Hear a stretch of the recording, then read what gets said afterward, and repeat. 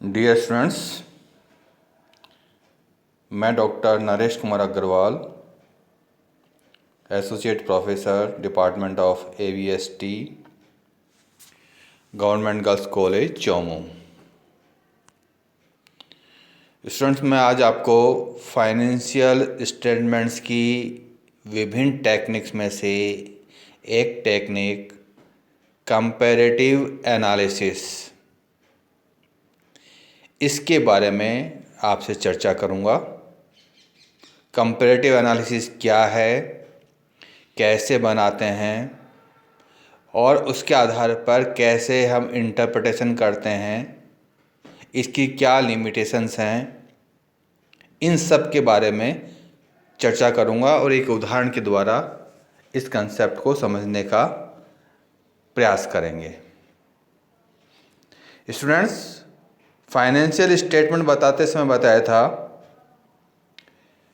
Company के financial statement के अंतर्गत trading profit and loss account, balance sheet, ये दो बेसिक स्टेटमेंट हैं जो हर व्यावसायिक संस्था को, चाहे इंडिविजुअल फर्म हो चाहे कॉरपोरेट फर्म हो, लेकिन कॉरपोरेट फर्म को इन दो बेसिक स्टेटमेंट के साथ साथ नोट्स टू अकाउंट्स बनाने पड़ते हैं, कैश फ्लो स्टेटमेंट भी तैयार करना पड़ता है। वह भी फाइनेंशियल स्टेटमेंट के ही पार्ट्स होते हैं। ये फाइनेंशियल स्टेटमेंट जो स्टेक होल्डर्स हैं, जो व्यवसाय में अपना इंटरेस्ट रखते हैं, चाहे वो ओनर्स होंगे, मैनेजमेंट होगा, फाइनेंशियल इंस्टीट्यूशंस होंगी, डेटर्स होंगे, कोई या गवर्नमेंट होगी, कोई भी जो पार्टी व्यवसाय में डायरेक्ट या इनडायरेक्ट इंटरेस्ट रखती है, वह इन स्टेटमेंट का उपयोग करके अपने उद्देश्यों के अनुरूप कुछ निर्णय लेने के लिए तैयार होती है। कंपनी की फाइनेंशियल स्टेटमेंट के एनालिसिस के मैंने इससे पहले वाली वीडियो में आपको कुछ टेक्निक्स बताई थी। उनमें एक टेक्निक बताई थी comparative financial statement, common size financial statement, trend analysis, ratio analysis, cash flow analysis, fund flow analysis, break even analysis, इन सब के बारे में ब्रीफ में आपको बताया था। आज इनमें से पहली जो टेक्निक है कंपैरेटिव फाइनेंशियल स्टेटमेंट, क्या किस प्रकार से एनालिसिस करें। एनालिसिस तभी कर सकते हैं जब हम कंपैरेटिव रूप में इनको तैयार कर चुके हैं। स्टूडेंट्स, आपको पता है कि कॉर्पोरेट फर्म में जो भी बैलेंस शीट तैयार की जाएगी उसमें हमेशा करंट ईयर और प्रीवियस ईयर, इन दोनों से संबंधित सूचनाएं देना अनिवार्य है।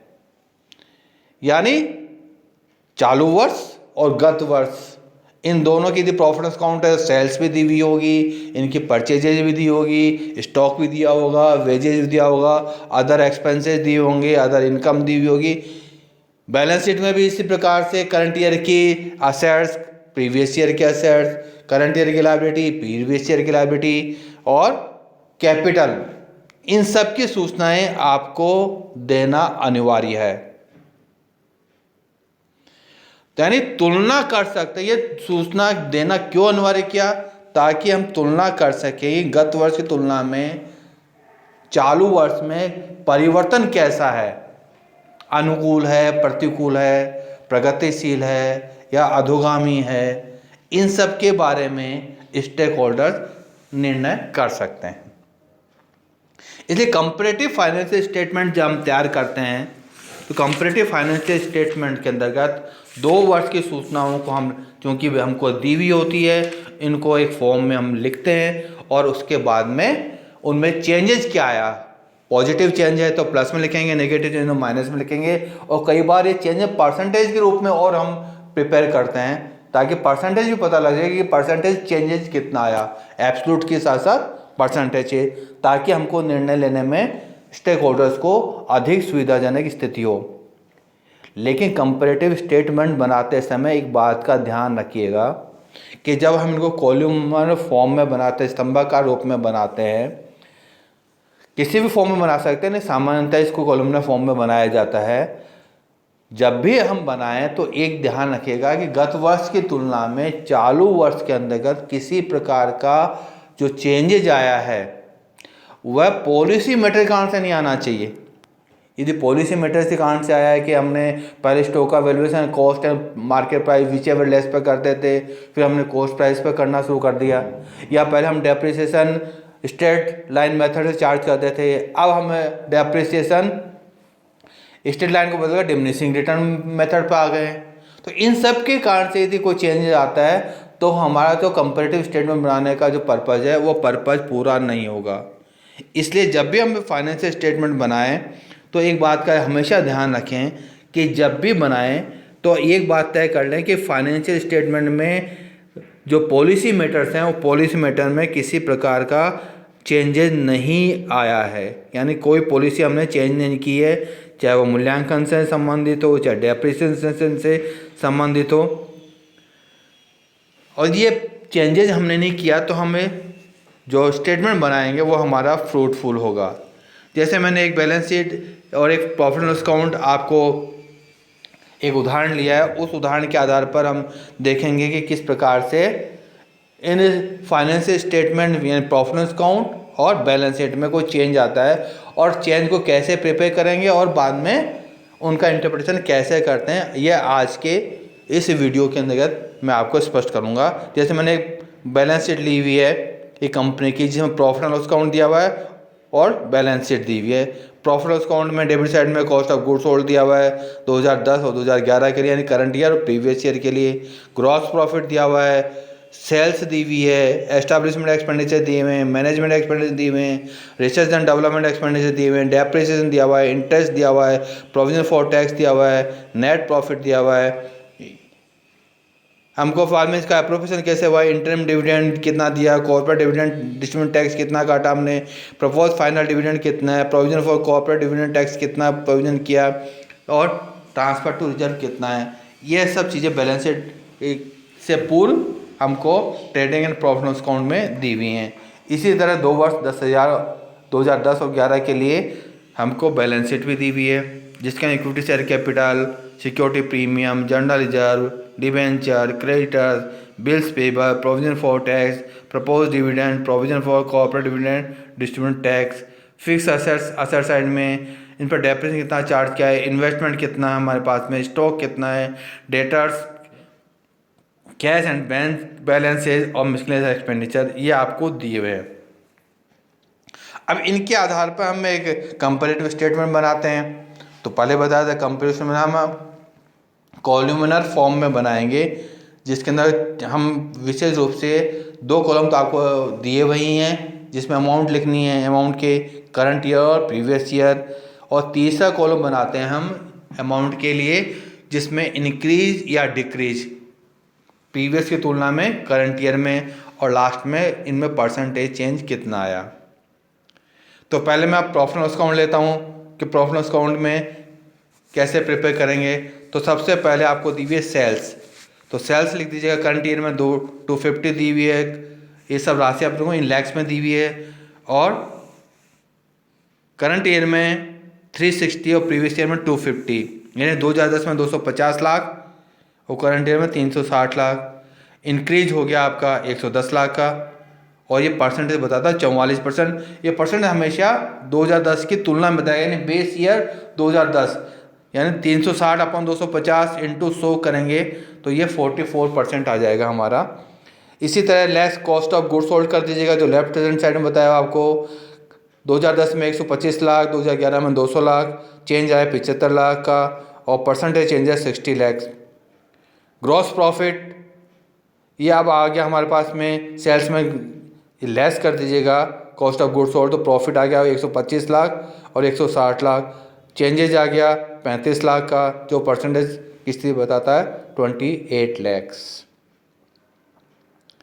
इसी तरह ऑपरेटिंग एक्सपेंडिचर हमको बता रखे हैं, प्रश्न में दिए हुए हैं। एस्टैब्लिशमेंट एक्सपेंडिचर 20 से बढ़कर 30 लाख हो गए, यानी 10 लाख का। प्लस चेंज आया और ये परसेंटेज बताता है 50%। मैनेजमेंट एक्सपेंडिचर 12 से बढ़ के 15 लाख हो गए, 3 लाख का चेंज आ गया, ये 25% बताता है।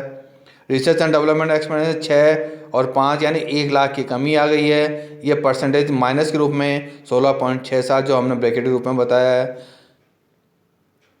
डेप्रिसिएशन है हमको 15 लाख और 18 लाख दिया हुआ है, 3 लाख की डेप्रिसिएशन वृद्धि हुई है तो 20% है।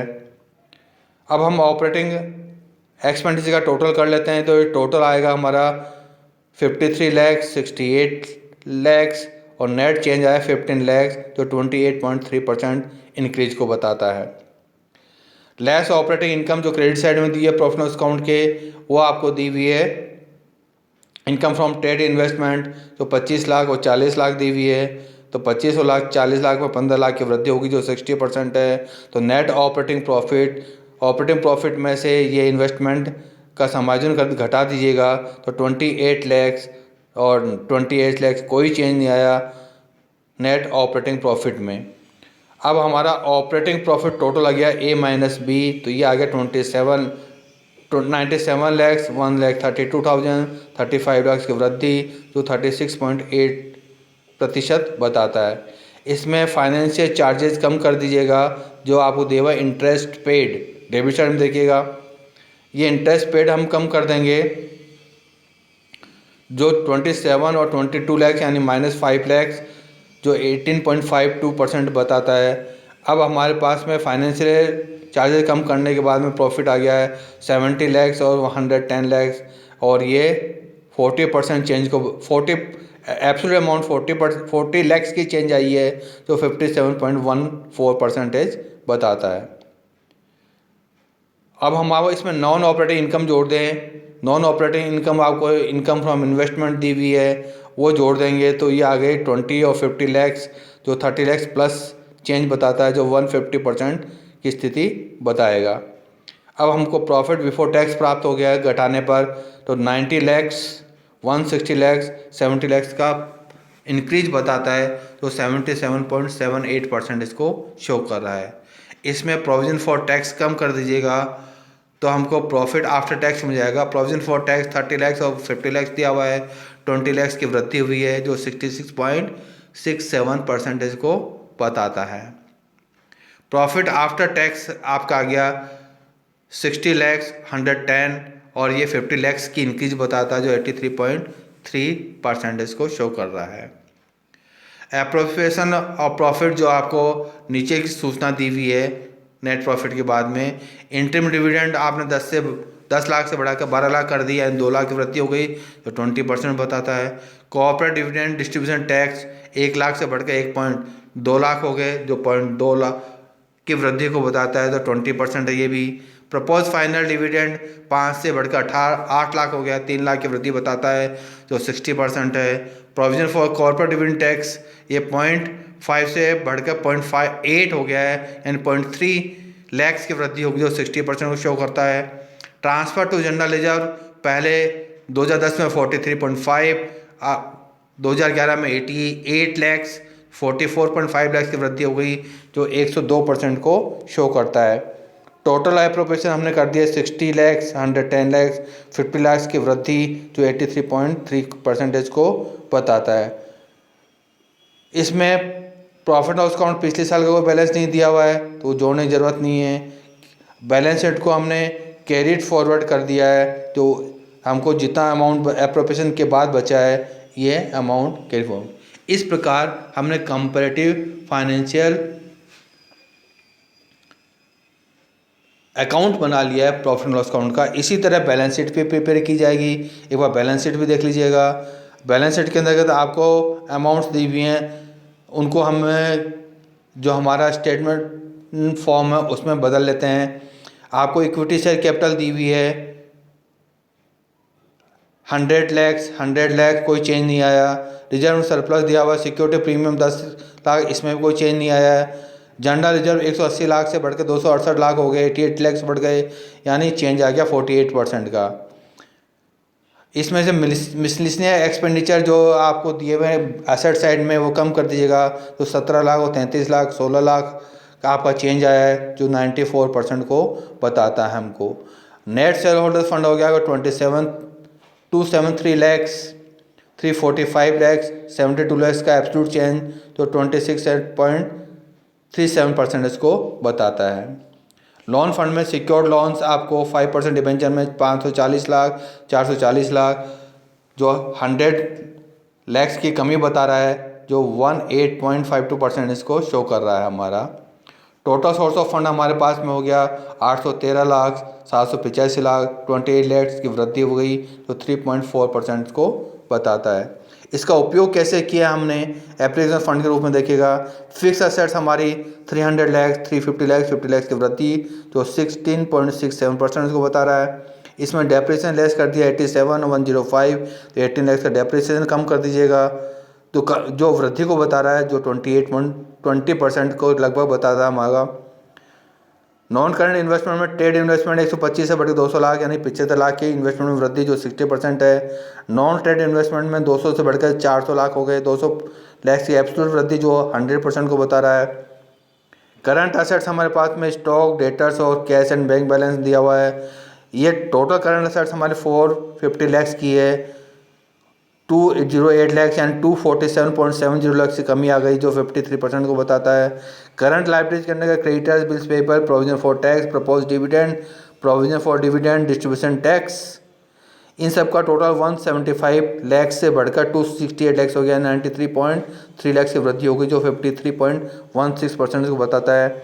नेट करंट एसेट्स हमारे 275 से बढ़कर 275 से घटकर -60 लैक्स हो गई जो 335 की माइनस की वृद्धि बता रहा है तो 120.8% है। टोटल एप्लीकेशन फंड हमारा 813 लाख, 785 लाख, 20 लैक्स कमी जो 3.4% की चेंज बताता है। इस प्रकार हम कंपैरेटिव फाइनेंशियल स्टेटमेंट तैयार करते हैं, चाहे प्रॉफिट एंड अकाउंट हो चाहे बैलेंस हो। अगले स्टेटमेंट के अंतर्गत मैं इनका इंटरप्रिटेशन कैसे करेंगे ये आपको बताऊंगा। यहाँ तक यदि कोई बात समझ में नहीं आई हो तो आप मुझसे व्हाट्सएप पर या फ़ोन कॉल पर बात करके अपनी समस्या का समाधान प्राप्त कर सकते हैं। Thank you.